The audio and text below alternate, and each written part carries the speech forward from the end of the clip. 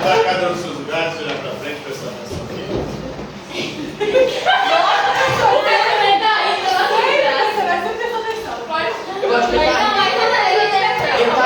Quando veio falar isso, porque eu há alguns anos já fiquei bem esperto em relação a essa questão, porque sempre me acusam disso. Por isso que eu gravo meus áudios, está tudo gravado. Eu mostrei para a minha semana passada.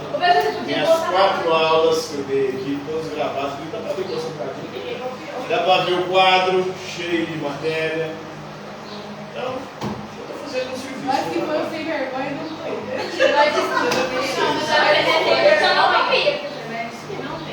Sim, mas o problema nem. Vocês estão fazendo ou não fazendo o que vocês deveriam fazer, mas o ruim é colegas virem falar, né? Porque o professor foi, porque eu não dou aula, que eu não quero trabalhar mais aqui. Eu gosto daqui. Então, eu acho que por conta do problema que ela está passando, talvez tenha acontecido alguma coisa, né? Porque não tem lógica falar isso. Eu gosto aqui, inclusive, eu poderia ter a oportunidade de sair daqui, eu gosto. Trabalho que eu gosto da comunidade. Gosto de vocês, há muitos anos acompanho vocês, a maior parte que desde vocês estão aqui, gosto de vocês. A hora do Sobradinho, mais de 10 anos, não sei quantos anos, eu fico fazendo essas coisas. Mas, nessa semana vamos falar sobre a consciência negra. Ontem foi o dia da consciência negra, comemora-se no dia 20 de novembro, por conta do Zumbi dos Palmares. E segundo a história, a tradição, teria sido assassinado esse dia 20 de novembro de 1695, por Domingo Jorge o Velho, que era um bandeirante, que foi, de alguma forma, designado para destruir o quilombo dos Palmares, que era onde o Zumbi era líder. Ele foi um dos grandes líderes históricos desse quilombo. O quilombo era a ocupação de negros foragidos, fugidos da escravidão, período da escravidão do nosso país. E desde o período da escravidão, desde que os negros vieram da África para cá de forma escravizada, de forma compulsória, eles foram proibidos de professar a sua religiosidade. Além de sofrerem o preconceito, a discriminação racial, serem escravizados, eles também não podiam realizar os seus cultos aos seus deuses, aos seus orixás, expressar a sua religiosidade. Mas hoje existe no nosso país religiões de matriz africana, como o Candomblé e o Umbanda. O problema é que existe muito preconceito em relação a essas religiões. Existe o que é chamado de racismo religioso. O que é o racismo religioso? O racismo religioso é você discriminar e desenvolver preconceito contra religiões de matriz africana. Por que se demoniza tanto essas religiões? Por exemplo, os orixás, nós vamos falar de Xangô. Xangô é o deus dos raios, dos trovões, do fogo da mitologia africana, iorubá. Então, Xangô é do demônio e Zeus não. Porque Zeus faz parte da cultura, está aí enquanto é filme. Zeus, o Thor tem filme também. Mas, na mitologia, os deuses africanos são sempre considerados demônios. Por que eles não? Como é que funciona isso? Porque uma cultura demonizada e inferiorizada é considerada menos digna de notoriedade ou de expressão na cultura. Por que isso é racismo? Porque tudo que vem da África, tudo que vem dos negros, é considerado inferior, ou é considerado como maligno, é considerado como mal, demoníaco. Então, isso é racismo religioso. O racismo é crime no nosso país e o racismo religioso também. A intolerância religiosa é crime no nosso país. E a intolerância religiosa no nosso país se manifesta de forma especial contra as religiões de matriz africana. Contra essas duas, Candomblé e Umbanda, as duas são demonizadas. O Candomblé é uma religião que busca as raízes na África, na cultura iorubá, com os orixás. Os orixás são deuses. Tem Iemanjá, é a deusa do mar, tem Xangô, tem Oxalá, Oxum, tem várias divindades, cada uma delas representando um elemento da natureza. Assim como na mitologia grega, assim como na mitologia nórdica, assim como nas mitologias do mundo inteiro. O mundo inteiro tem suas mitologias, tem seus deuses, e cada deus representando um elemento da natureza.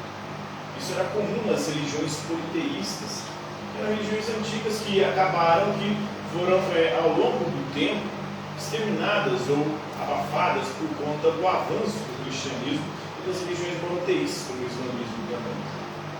Mas as duas religiões, islamismo e cristianismo, foram as responsáveis pela destruição dessas culturas ou dessas religiões politeístas, porque enxergam essas religiões como demoníacas, esses deuses como demônios.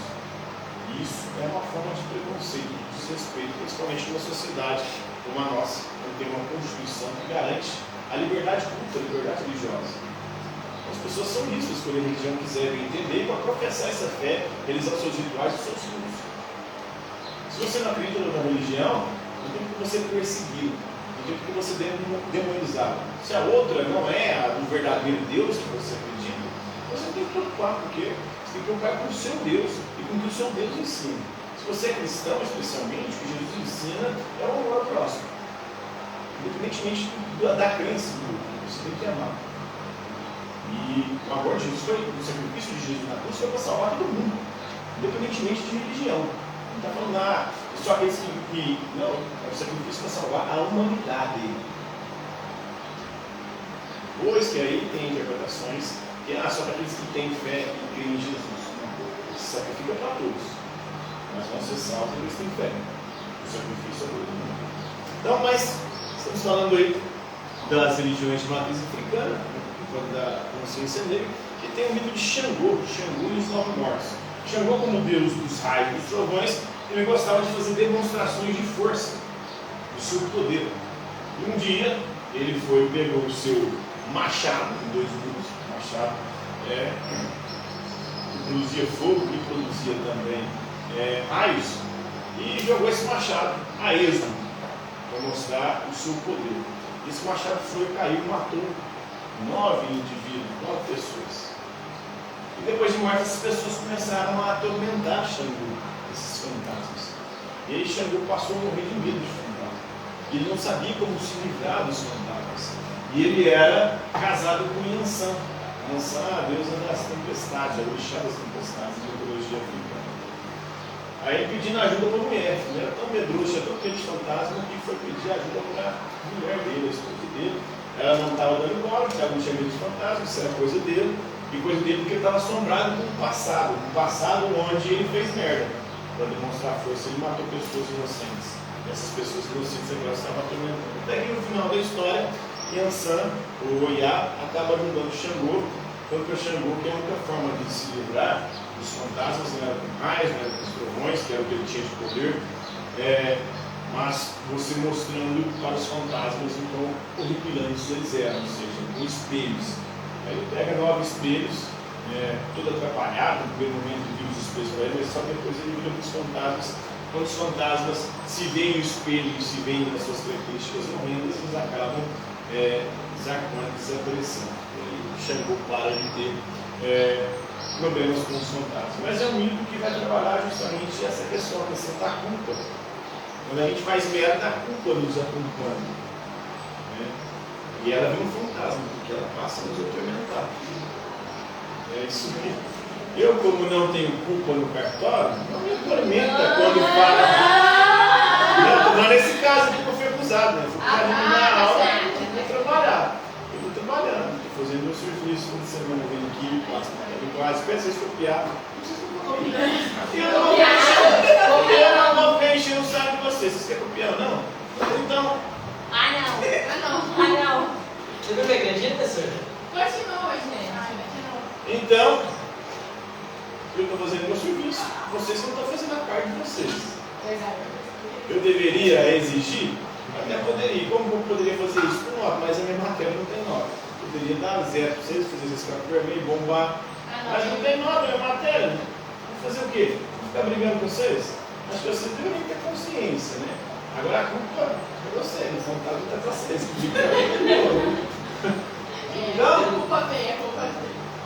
Então a culpa fica você também dando como fantasma. Para você se libertar desses fantasmas, tem que mostrar para eles o quão horripilantes eles são.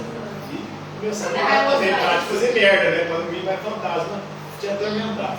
Beleza? Compreenderam aí o conteúdo?